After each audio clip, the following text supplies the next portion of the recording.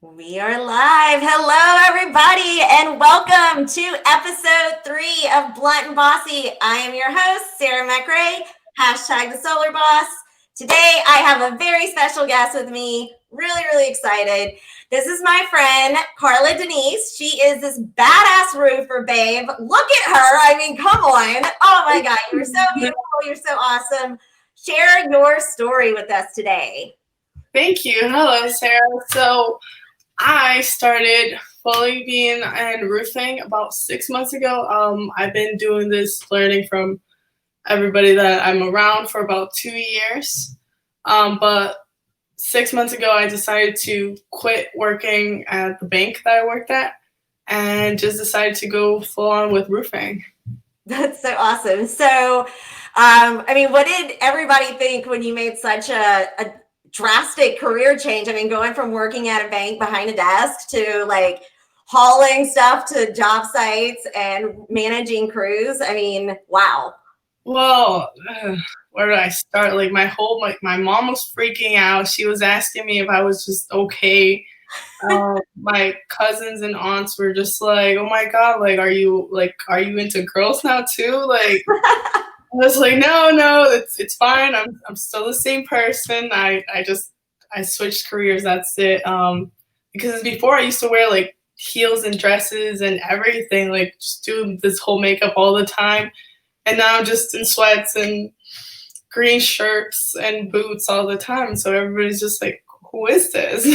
That's so awesome. Yeah, I think I kind of had the same experience whenever I made the change from, I was doing all these sales gigs and then I started working a fire and flood restoration company.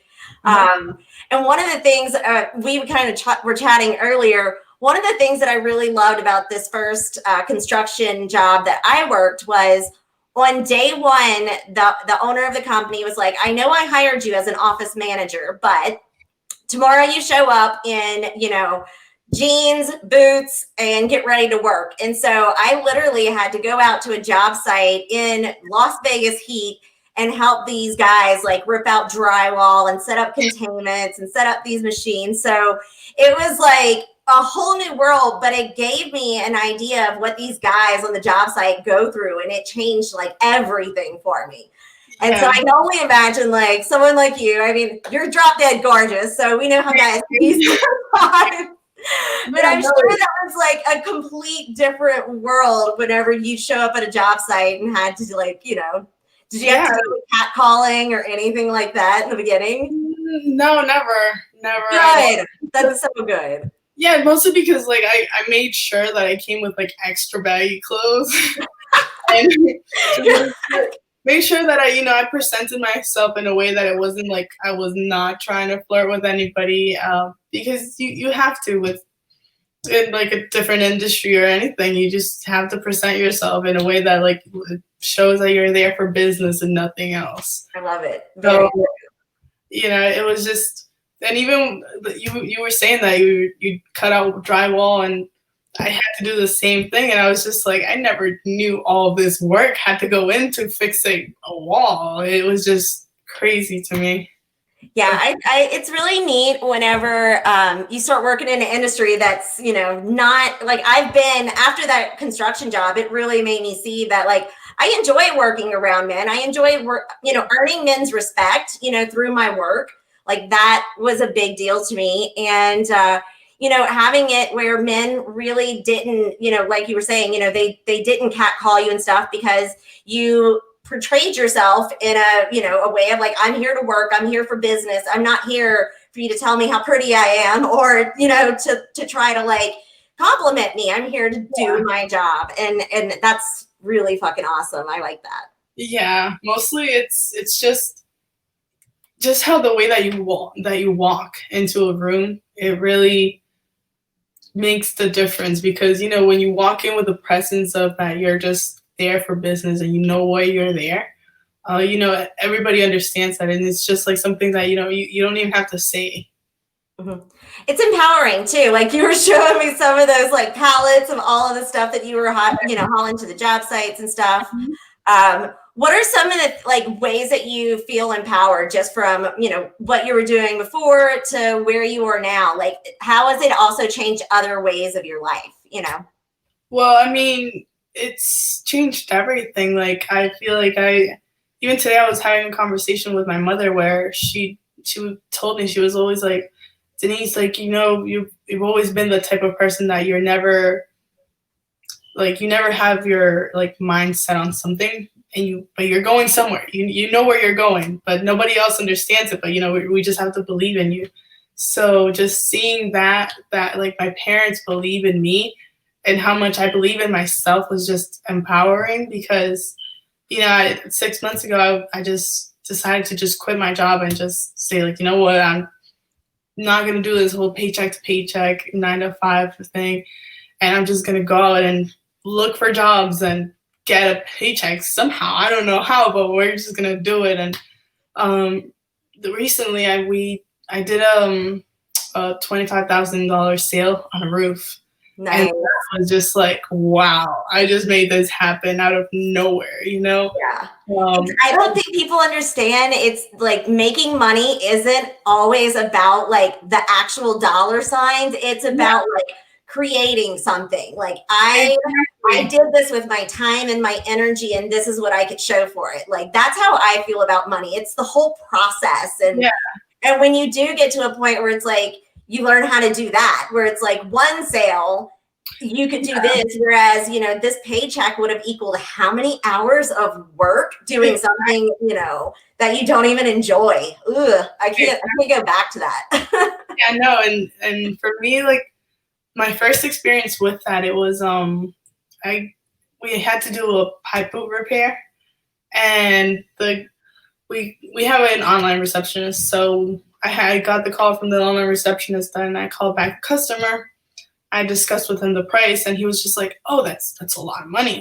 And I was like, "Well, it's this is a company, and if you don't like it, it's okay. Like, you can call us back later if you change your mind." So he said, "That's fine. I'll call some other companies." And then he ended up calling me back. I'm the only one that was willing to go out there before a storm, because most roofing companies are really busy. So I was just like, I'll do it. I know I can do this. So we went there with my guy. We did the whole repair.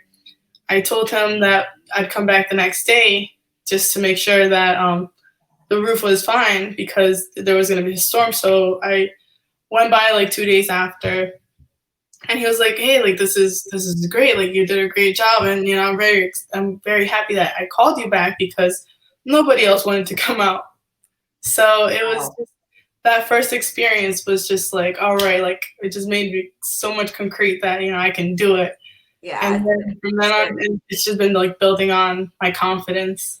That's so awesome. Well, I'm so happy that you've like achieved so much success in that industry in 6 months, in an industry where it's, male dominated. That's like a really, really badass accomplishment right there. Like, yeah. I realized how male dominated it is when I went to the roofing conference, Process by Roofing Insights, which is done by Dimitri. And just seeing how many guys were there, I was just like, oh my God, like, it's just guys. Like, there were like a couple of girls, but it was just a handful. Like, you can count with your hands. And every single— do you think women are just intimidated? I mean, just like any other male dominant industry, I mean, do they think it's something that they just like, and what would you tell a woman who's listening to this that may have thought, like, I don't know, why would I do roofing? That's like a man job, if it's a roofing, it's a $50 billion industry. So if I can tap into 1 billion minimum, at least, like, I'm gonna do it. Like, why wouldn't I do it just because I think that it's a male dominated industry? Mm-hmm. Because roofing right now, it's like the gold rush in, like, I don't know when the gold rush was like in. Yeah, no, I hear you. Like, I feel like that's kind of the solar thing too. I think it's very important that people start educating themselves on that as well, because that's coming up, next. I think it's going to be a really big industry come next year. But I think that's super important that people understand, that just because any industry is dominated by any sex, that doesn't mean that you can't tap into it and do really, really well with it. Yeah. Yeah, I love, like, I think I really loved whenever I was in construction, actually like managing the job sites and, going out there and working alongside with the guys and then just showing them like, hey, just so you know, I could do this too. Like, I respect what you're doing because I've done it alongside of you as well.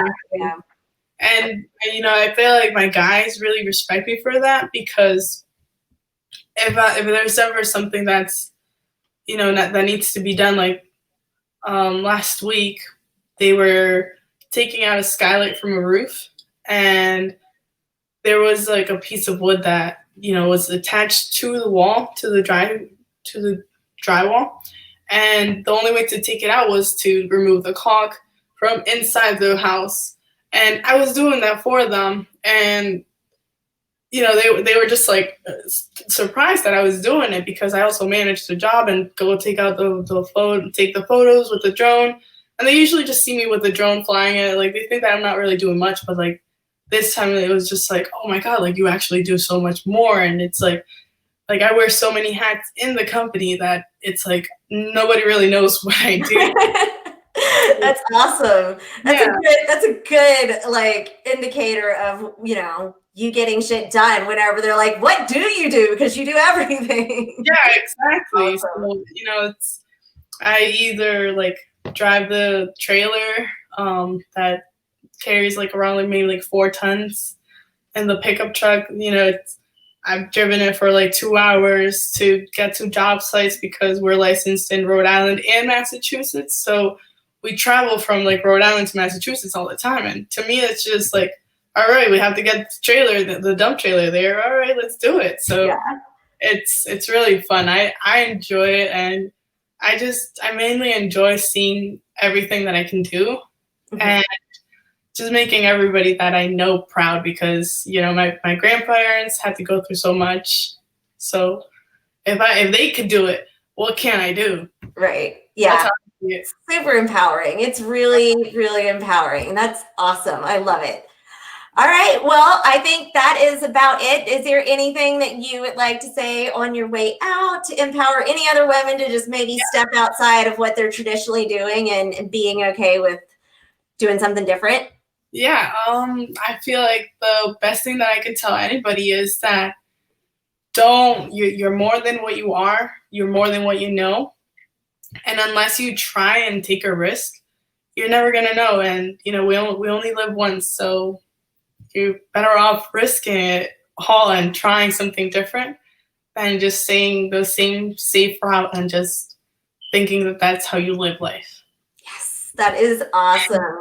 Girl, thank you so much. It was so good chatting with you. All right, everyone, enjoy your evening. And that is it with Blunt and Bossy. Thank you. Bye.